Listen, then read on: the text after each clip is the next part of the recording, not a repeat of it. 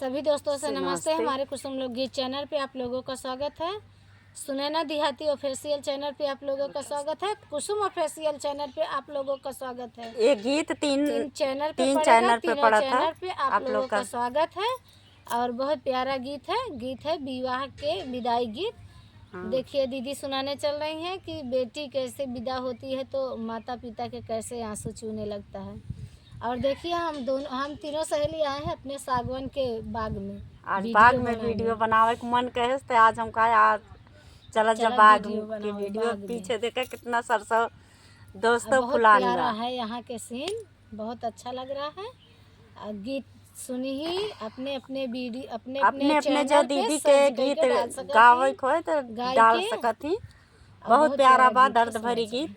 आइए गीत के सुनाती हूँ।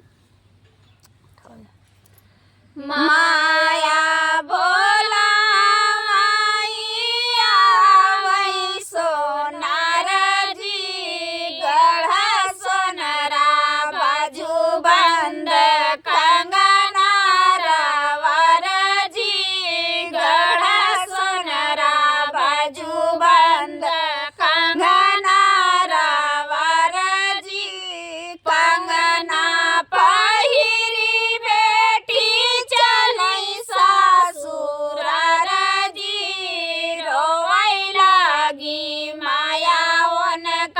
चुआई मोतियन आंसू जी रोवै लागी माया वन कर चुआई मोतियन आंसू जी चाची बोला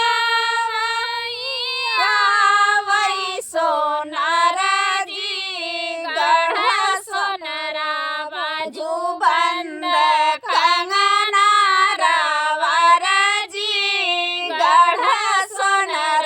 बाजू बंद कंगना रावर जी कंगना पहिरी बेटी चली सासुरार जी कंगना पहिरी बेटी चली सासुरार जी रोवै लागी चाचियों न कर छुआई मोतियन आंसू जी रोवै लागी चाचियों न कर छुआई मोतियन आंसू जी बहिनी बोला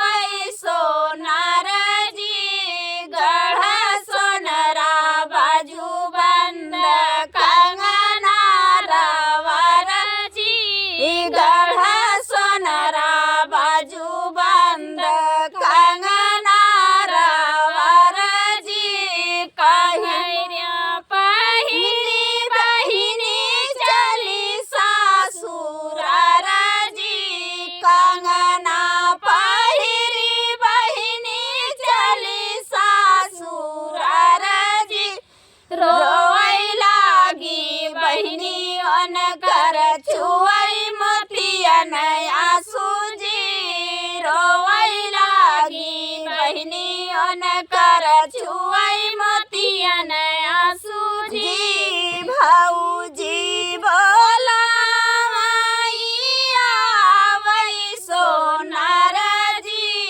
गढ़ा सोनरा बाजू बंद कंगना रावर जी गढ़ा सोनरा बाजू बंद कंगना रावर जी कंगना पहिरी ननदी चली सासुरार जी कंगना पहिरी ननदी चली सासुरार जी रोवै लागी भौजियों न कर छुआई मोतियन आंसू जी रोवै लागी भौजियों न कर छुआई मोतियन आंसू